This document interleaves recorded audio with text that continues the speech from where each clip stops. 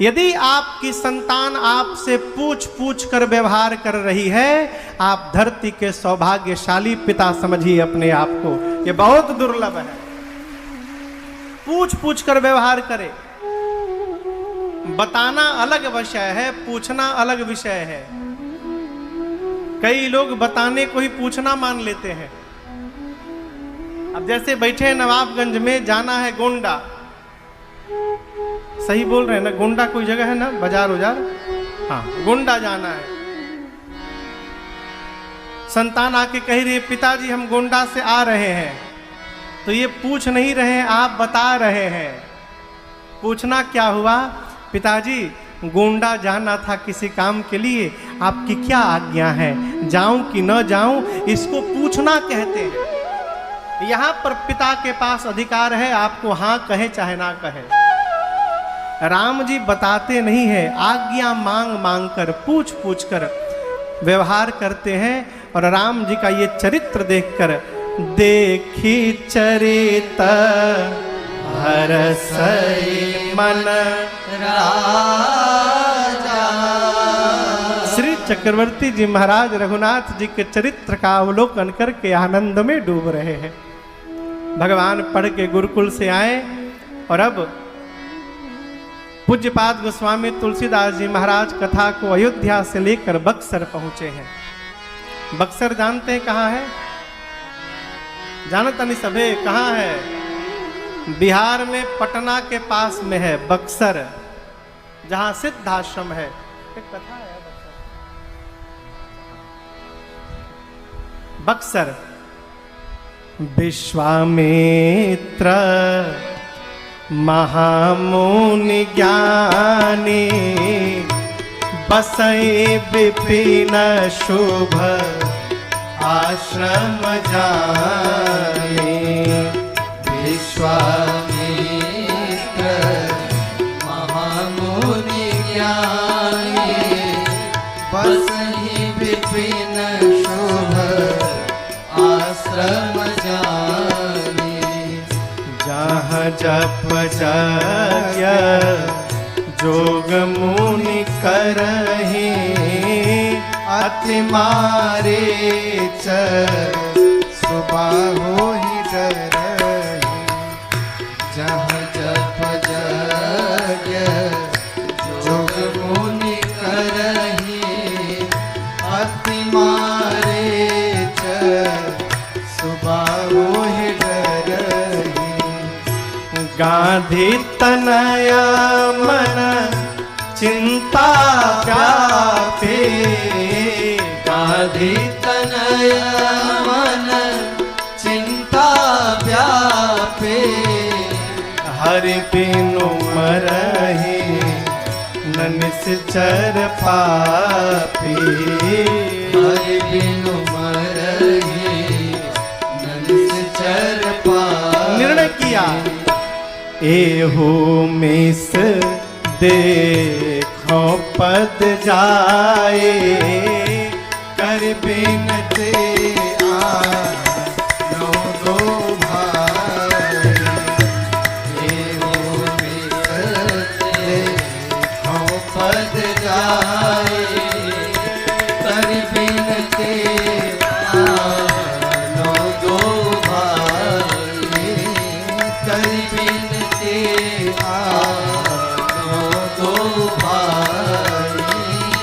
कर बिनते आनो दो भाई।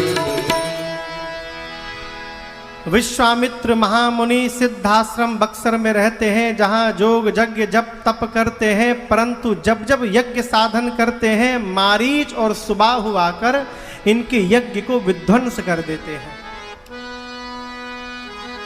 अब आप बताइए, ये मारीच सुबाहु इन्हीं के पीछे काहे पड़े हैं? मारीच सुबाहु विश्वामित्र जी के पीछे क्यों लगे हैं? लगे नहीं है, लगाए गए हैं। किसने लगाया? रावण ने। क्यों? क्यों? और भी तो बहुत सारे मुनि हैं, दर्शन करिए। रावण को पता है कि वानर और मनुष्य को छोड़कर दूसरा कोई मुझे मारने वाला नहीं है। ठीक ना? देवताओं पर तो ऐसी विजय प्राप्त करके बैठा है। रावण ने पता किया कि धरती पर सबसे वीर बानर कौन है, बानर मुझे मार सकता है, तो बानरों के राजा बाली का नाम सामने आया। रावण लंका से चला बाली से युद्ध करने। जैसे बाली के पास पहुंचा लड़ने के लिए, बाली रावण को उठाया और यहां दबा लिया। और कितने दिन दबाए रखा पता है? 6 महीना रावण यही दबा है बाली के। अब बाली अपना नित्य कर्म, राजपाट, संध्या सब कर रहे हैं। 6 महीने बाद याद आ रही, रावण को तो यहां दबा के बैठा हूं। रावण को निकाला, कहा, बोला हाँ बोलो क्यों आए हो? 6 महीना में रावण समझ गया था कि बहुत बलशाली मार डालेगा। तो रावण ने कहा कि मैं आपसे दोस्ती करने आया हूं। बाली रावण दोनों मित्र बन गए। अब रावण सोचा, जब बानरों का राजा ही मेरा मित्र हो गया तो बानर कैसे मारेगा? अब बानर नहीं मार सकता। अब कौन मार सकता है? केवल मनुष्य। रावण मरण मनुज कर जांचा। कौन मार सकता है? मनुष्य। अब पता लगाया, अपन एजेंट छोड़ा, पता सर्वे करो कि मेरे समान दूसरा कोई मनुष्य है। तो पूरा सर्वे करने के बाद विश्वामित्र ऋषि का नाम सामने आया। क्यों? रावण ब्राह्मण है तो शास्त्र जानता है, राजा है तो शस्त्र भी जानता है। विश्वामित्र जी गांधी राजा के पुत्र हैं। जो गाजीपुर है ना, गाजीपुर बनारस के पास, उस स्थान का नाम था गांधीपुर। विश्वामित्र जी के पिता की राजधानी थी गांधीपुर। तो बाद में उसको मुगल आके गांधीपुर को गाजीपुर कर गए। गांधी राजा के बेटे हैं विश्वामित्र जी। शरीर से क्षत्रिय हैं, अस्तु शस्त्र जानते हैं। तपस्या करके ब्रह्मर्षि बने, शास्त्र भी जान गए। रावण देखा जितना मैं जानता हूं उतना ही विश्वामित्र जानते हैं। दूसरी बात, यज्ञ के महत्व को रावण भली भांति जानता है। जितनी सिद्धियां जीवन में प्राप्त किया है, सब भगवान शंकर को यज्ञ में सिर की आहुति दे देकर प्राप्त किया। तो रावण जानता है यदि यज्ञ करके मैं शक्ति प्राप्त कर सकता हूं तो यज्ञ साधन करके ये विश्वामित्र भी मुझे मारने की शक्ति प्राप्त कर सकता है। इसलिए मारीच और सुबाहु की स्पेशल ड्यूटी लगाई वहां पर कि विश्वामित्र कोई भी यज्ञ प्रारंभ करे, विध्वंस करे, एक भी यज्ञ पूरा होने न पावे। अब विश्वामित्र जी चिंतित हैं, हरे बिनु मरहि ननिसेचर पापी। बिना भगवान के ये पापी मरने वाले नहीं हैं। प्रभु अवतार ले ही चुके हैं, बड़े हो गए होंगे, क्यों न चलकर उन्हीं को मांग कर लाया जाए। मन में भाव आया, जात लाग नहीं, तुरंत पहुंचे। जाकर पहले सरजू जी में स्नान किया है। स्नान करने के बाद चक्रवर्ती जी के द्वार पर दरबार के पहुंचे। महाराज सुने, ब्राह्मण देवताओं को लेकर गए हैं, चरणों में दंडवत किए हैं, आदर पूर्वक लाकर अपने ही सिंहासन पर बिठाए। किसको? विश्वामित्र जी को। निज आसन बैठारेनी, अपने आसन पर बिठाए। पांव में बैठकर षोडशों प्रकार विश्वामित्र जी का पूजन किया, पांव पखारा। पूजनोपरांत नाना प्रकार के भोजन करवाए उनको। जब सब प्रकार से भोजन सेवा प्राप्त करके विश्वामित्र जी प्रसन्न हो गए, तब पुनि चरणने मेले सुत चारी। अब विश्वामित्र जी के श्री चरणों में दशरथ जी ने चारों बच्चों को बुला के प्रणाम करवाया। यहां सरकार एक कथा में बात आई कि घर में कोई महापुरुष आएंगे तो क्या आप आने के 2 घंटा बाद प्रणाम करवाएंगे बच्चों से कि तुरंत कराएंगे? इंद्रजीत जी तुरंत कराएंगे ना? यहाँ विश्वामित्र जी आए, उनका पूजन हुआ, पांव पखारा गया, भोजन करवाया गया, कम से कम 1-2 घंटा तो लगा होगा। उसके बाद क्यों प्रणाम करा रहे हैं महाराज? भाव आया, दशरथ जी सोचे कि विश्वामित्र जी यात्रा से आए हैं, थके होंगे। जीव जब थका रहता है ना, उस समय कोई प्रणाम करता है तो मन से आशीर्वाद नहीं निकलता। हाँ ठीक है, जी जी जी, हाँ ठीक है, चल हट हट। अब गुरु जी कपारे पर बोझा लिए हो, गुरु जी कपार पर बोझा लिए हो 15 किलो 20 किलो, और उस समय कोई चला, गुरु जी 1 मिनट रुक जाइए, गुरु जी हम दंडवत करेंगे। अब गुरु जी कौन आशीर्वाद देंगे उस समय सोचिए। ये कपारे पर बोझा लिए हैं, इसको बोझा नहीं दिख रहा है, इसको आशीर्वाद की पड़ी है, आशीर्वाद निकलेगा।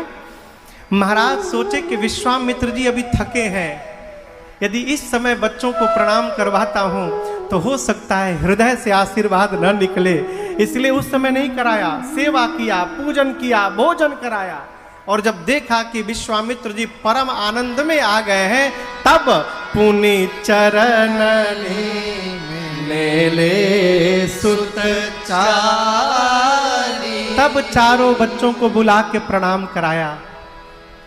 जैसे मेरे रघुनाथ जी दिखाई पड़े, अरे राम देखी मुनि देह विसारी, मेरे प्रभु को देखते ही विश्वामित्र जी भूल गए कि मैं कौन हूँ, कहाँ से आया हूँ, क्यों आया हूँ, कैसे आया हूँ, कब से आया हूँ, कुछ याद नहीं रहा। रघुनाथ जी के प्रति विश्वामित्र जी के इस भाव को देखकर श्री चक्रवर्ती जी महाराज आनंद में आ गए, हाथ जोड़कर बोले, मुनिवर आप एक बार कहिए कि ही कारण आ करता हूं असुरों को। विश्वामित्र जी बोले, महाराज आप रहने दीजिए, आप रहने दीजिए, आप बाण न मंगावे। दशरथ जी बोले, आपको संशय है क्या कि मैं नहीं मार पाऊंगा? विश्वामित्र जी बोले, संशय नहीं, पूर्ण विश्वास है कि आप मार देंगे, लेकिन आप न मंगाइए। तो मना क्यों कर रहे हैं? विश्वामित्र जी बोले, महाराज आज मैं मारने वाले को लेने के लिए नहीं आया हूं, आज मैं तारने वाले को लेने के लिए आया हूं, इसलिए आपकी आवश्यकता नहीं है, आप रहने दीजिए। क्योंकि जो मर जाएगा फिर जन्म ले लेगा, लेकिन जो तर जाएगा वो दोबारा आने वाला नहीं है। महाराज बोले, हमारे घर में तारने वाला कौन है? तब विश्वामित्र जी बोले, महाराज अनुज समेत देहु रघुनाथ, छोटे भैया के साथ रघुनाथ जी को दीजिए। निशिचर बध मैं हो बरसना, रघुनाथ जी को छोटे भैया के साथ दीजिए। यहां देखिए डाउट है, डाउट किस बात का? लक्ष्मण जी से पहले छोटे भैया भरतलाल जी हैं। तो इस हिसाब से तो भरत जी को जाना चाहिए, लेकिन विश्वामित्र जी जानते हैं कि बिना शेष के राम जी चलने वाले नहीं हैं। इन 3 में से शेष कौन है अभी उनको निश्चित नहीं है, इसलिए बोले कि जिन छोटे भैया के साथ राम जी रहते हैं उन छोटे भैया के साथ अनुज समेत देहु रघुनाथ। जैसे मांगा महाराज का चेहरा उतर गया। लौ सुनने में तो बड़ा अच्छा लगता है, लौ। जैसे कोई कहता है दो, क्या बोले? हाँ सुनाई नहीं पड़ रहा है, जोर से तनी बोलिए। यहां चेहरा उतर गया। विश्वामित्र जी बोले, देहु भूप मन हर्षिता तजहु मोह अज्ञान, धर्म सुजस प्रभु तुम कहाँ न कहते कल्याण। महाराज दान दे रहे हैं तो प्रसन्न चित्त होकर दीजिए। इस अज्ञानता का और मोह का त्याग करिए, आपकी कीर्ति बढ़ेगी और आपके बच्चों का कल्याण होगा। ऐसा आप तुरंत दीजिए। दशरथ जी बोले मांगने के लिए बोला, इसका मतलब कुछ भी मांग लेंगे। हमने कह दिया मांगिए दूंगा, तो इसका मतलब कुछ जो मन करेगा वही मांग लेंगे। आपको मांगने का ढंग नहीं आया। कैसे कैसे चौथेपन में 4 पुत्र प्राप्त हुए मैं जानता हूं। मांगना है, भूमि मांगिए भूमि दे दूंगा, धन मांगिए धन दूंगा, अयोध्या का कोष मांगिए कोष दूंगा, गौ मांगिए गौ दूंगा, प्राण मांग कर देखिए तुरंत प्राण निकाल के रख दूंगा। लेकिन एक बात को ध्यान से समझिएगा, राम देत नहीं बनई गोसाई, मैं अपने राम को नहीं दूंगा, मना कर दिया। आप किसी के पास कुछ मांगने जाएं, मांगने से पहले सामने वाला खूब बोले, एक मांगिएगा 4 दूंगा, पीतल का मांगिएगा सोने का दूंगा। मांगिए तो, और जैसे आपने मांगा फिर कहे है ही नहीं है, कहां से दूं, नहीं खे, कैसा लगेगा? कैसा लगेगा? कथाएं जहां होती है ना, जहां समितियां कथा कराती हैं, कई लोग ऐसे होते हैं कि जैसे रचना बनती है, हम आप आगे बढ़िए ना, हम है ना, और जब समय पर आप मांगने जाएंगे तो फोन ही उठाना बंद कर देते हैं। तो आपको कहिए क्रोध आएगा कि नहीं आएगा? भले आप कहे नहीं, गुस्सा आएगा ना। लेकिन यहां दर्शन करिए, दशरथ जी से विश्वामित्र जी ने मांगा, श्री चक्रवर्ती जी ने मना किया, लेकिन विश्वामित्र जी को क्रोध नहीं आया। विश्वामित्र जी को दशरथ जी की बात सुनकर आनंद आया, खूब आनंद आया। क्यों? मन में सोचने लगे, धन्य है महाराज आप, आज जाकर मुझे पता चला कि भगवान हम विरक्तों को, सन्यासियों को छोड़कर एक गृहस्थ के घर में क्यों अवतार लेकर चले आए। राम प्रेम में आपने अपने वचन का ध्यान नहीं रखा। हमको बोलकर कि राम को दूंगा, आप मना कर दिए। ये राम प्रेम इतना, गृहस्थ होकर जितना राम प्रेम आप कर रहे हैं, विरक्त होकर उतना राम जी के प्रति प्रेम मेरा नहीं है। इसलिए महाराज आप मेरे से भी धन्य है, धन्य है आप। ऐसा चिंतन करके आनंद में आ गए। ये क्या है? सकारात्मक सोच। और देखिए ये स्वभावजन्य है। यदि आपके स्वभाव में ये गुण आ गया कि आप किसी भी परिस्थिति को सकारात्मक दृष्टिकोण से देखने लगे, तो जीवन में कभी तनाव हो ही नहीं सकता। आप किस दृष्टि से देख रहे हैं? यहां विश्वामित्र जी को चक्रवर्ती जी ने मना किया, इसको भी विश्वामित्र जी ने सकारात्मक देखा। महाराज राम प्रेम में मना कर रहे हैं, इतना प्रेम मेरा भी नहीं है। धन्य है महाराज आप, धन्य है। लेकिन राम जी को तो लेके जाना है। यहां पर मानसिक स्तर पर विश्वामित्र जी ने गुरुदेव भगवान वशिष्ठ जी से कहा, गुरुजी, गुरुदेव भगवान वशिष्ठ जी ने तब वशिष्ठ बहु विधि समझावा, अनेक प्रकार से। क्या समझाया? महाराज राम जी को मैंने शिक्षा दे दी है, अब आयुध की शिक्षा इनको विश्वामित्र जी प्रदान करेंगे, अस्तु आप इनको विदा करिए। प्रकार एक महात्मा कह रहे थे, तब वशिष्ठ बहु विधि समझावा। बहु विधि यानी बहु के विधि से समझाया। क्या समझाया?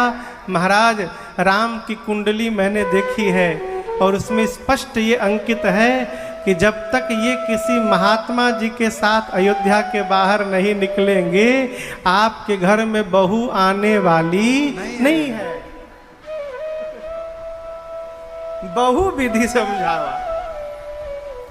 अब आप बताओ लाभ किसको अच्छा नहीं लगता है? महाराज सुने कि जाएगा तो बहू को लेकर आएगा, ए गदगद हो गए हो, है ने आवा, है ने आवा। अति आदर दो बुलाए, अति आदर के साथ आपसे निवेदन किया था। मर्यादा कहती है बड़े छोटे में ममता रखें, और छोटा बड़े के प्रति आदर का भाव रखे। लेकिन मानस में आज दूसरी बार ये घटना घट रही है। उस दिन शंकर भगवान ने मां पार्वती जी का आदर किया और आज रघुनाथ जी का आदर उनके पिता श्री चक्रवर्ती जी महाराज कर रहे हैं। क्यों? महाराज सोचे जिस कार्य को मुझे करना चाहिए था राजा होने के नाते, जिस कार्य को मैं नहीं कर पाया उस कार्य को मेरा पुत्र राम करने जा रहा है। अस्तु महाराज ने राम जी का आदर किया। घर में यदि हमसे कोई छोटा श्रेष्ठ व्यवहार करके आवे तो यथाशक्ति उसका आदर करिए। अति आदर के साथ महाराज ने राम लक्ष्मण जी को बुलाया, हृदय से लगाया, उपदेश किया। क्या?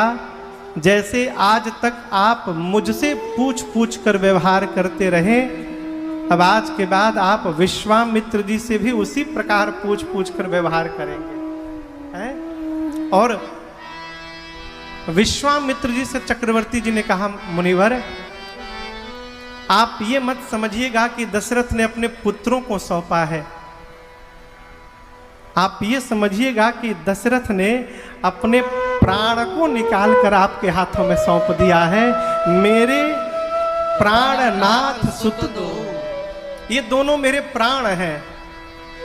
और एक बात कहूं, आज के बाद से इनका पिता दशरथ नहीं है, अब मैं इनका पिता नहीं हूं। विश्वामित्र जी बोले, फिर इनका पिता कौन है? महाराज बोले, तुम मुनि पिता आन नहीं को, आपको छोड़कर इनका दूसरा आज के बाद कोई पिता नहीं।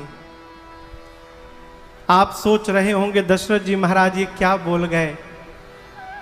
महाराज यदि ये बात न बोले होते तो विश्वामित्र जी मिथिला में राम जी से धनुष कदापि नहीं है। अर्थात मेरे बच्चों के भविष्य के लिए कोई भी निर्णय लेना हो तो विश्वामित्र जी आपको दशरथ से भी पूछने की आवश्यकता नहीं है। आप स्वतंत्र हैं, पिता हैं, जो मन करे सो निर्णय लीजिए। सौंप दिया। तो कौशल्या मैया से बता चुके हैं कि जब तक किसी महात्मा जी के साथ नहीं जाएंगे घर में बहू नहीं आएगी। माँ देखी कि विश्वामित्र जी के साथ जा रहा है, माँ मन ही मन आनंद में आ गई कि अब लगता है बहू घर में आने वाली है। मैया ने तुरंत विदा किया। इसी ताटक वन में ताड़का है, जिसको पता है कि विश्वामित्र किसी को लाने गए हैं जो हम लोगों का वध करने वाला है, ताक लगा के बैठी है, पहले से तैयार। इधर विश्वामित्र जी राम लक्ष्मण जी आपस में वार्ता करते जा रहे हैं। आवाज कान में सुनाई पड़ी, सुनी ताड़का दौड़ी विकराल रूप धारण करके ताड़का। लक्ष्मण जी देखे, निकाले बाण मार दूंगा। राम बोले रखो बाण, अबला है। विश्वामित्र जी बोले अबला नहीं, सबसे बड़ी यही बला है, मारिए तुरंत। जैसे विश्वामित्र जी ने कहा, प्रभु ने निकाला अमोघ बाण। एक ही बाण प्राण हर लेना, दिल जानते निज पद दीना, दिल जानते निज पद दीना, दिल जानते निज पद दीना। तब ऋषि निज नाथै जिय चेहि, विद्या निधि कहु विद्या चेहि, विद्या निधि कहु विद्या चेहि। जाते लागन क्षुधा पिपासा, अतुलित बल तन तेज प्रकाशा, अतुलित बल तन तेज प्रकाशा, अतुलित बल तन तेज प्रकाशा। एक बाण भगवान ने चलाया, एक ही बाण प्राण हर लिया। एक ही बाण में प्रभु ने ताड़का को समाप्त किया। ताड़का के दीन भाव का दर्शन हुआ। दीन जानते ही निज पद दीन्हा, अपने पद नहीं भेजा, भगवान के पद में ताड़का का तेज जाकर समाहित हो गया। यही गति सबरी मैया को मिली। सबरी मैया का तेज भगवान के पद में प्रवेश कर गया। दीन जानते ही निज पद। अब उस सबरी ताड़का का तेज भगवान के जैसे श्री चरण में प्रवेश किया। अब जाकर विश्वामित्र जी को 100% विश्वास हुआ कि भगवान है। अब तक 50-50 में थे। अद्भुत। सोई जा नहीं जही देव जनाए। अब तक विश्वामित्र जी को पूरा विश्वास नहीं था कि भगवान है, परंतु जैसे देखा कि ताड़का का तेज भगवान के श्री चरण में प्रवेश कर गया, तब से निज नाथ ही जिय पहचाने। और यहाँ पर दो विद्या दी, बला और अति बला, जिससे न भूख लगे न प्यास लगे, शरीर में अतुलित बल तेज संपन्न शरीर हो जाए। जितने आयुध थे विश्वामित्र जी के पास, सब आयुध रघुनाथ जी को समर्पित किया। उसी समय आश्रम ले आए कंद मूल फल भोजन, रात्रि विश्राम।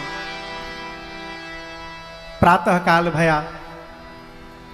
राम जी बोले, गुरुजी आप कह रहे थे यज्ञ की रक्षा करनी है, यज्ञ नहीं करेंगे क्या? विश्वामित्र जी बोले, जिसके लिए कर रहे थे आप साक्षात चले आए हैं, अब किसके लिए यज्ञ करना है? राम जी बोले, वो तो हो गया, लेकिन जिसके लिए हम आए हैं वो तो करना है। आप जब तक यज्ञ नहीं प्रारंभ करेंगे तब तक वो पापी आएंगे नहीं। निर्भय यज्ञ करहु तुम जाए। गुरुदेव आप निर्भय होकर यज्ञ करिए। हम दोनों भैया यहाँ पहरे में खड़े हैं।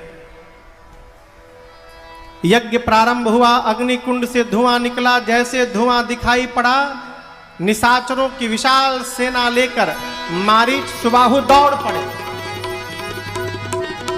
मारीच को भगवान ने देखा, सोचने लगे कि आज ही मार दूंगा तो आगे सोने का हिरण कौन बनेगा, इसको बचाना है अभी। अस्तु बाण से फर निकाला, अब बिनु फर बाण राम ते ही मारा। 100 जोजन दूर समुद्र के तट पर जाकर मारीच गिरा। अग्नि बाण से सुबाहु को जलाकर भगवान ने भस्म किया। और पीछे जितनी निशाचरी सेना थी, लक्ष्मण जी ने एक ही बाण में सबको समाप्त कर दिया। बोलिए रामचंद्र भगवान की जय। भगवान ने निशाचरों का अंत किया और देवता भगवान पर पुष्प की वर्षा करते हैं। प्रभु कुछ दिनों तक विश्वामित्र जी के आश्रम बक्सर में ही वास करते हैं। भगवान बक्सर में विश्राम कर रहे हैं और आज की बेला को हम और आप अब यहाँ विश्राम कर रहे हैं। ठीक ना?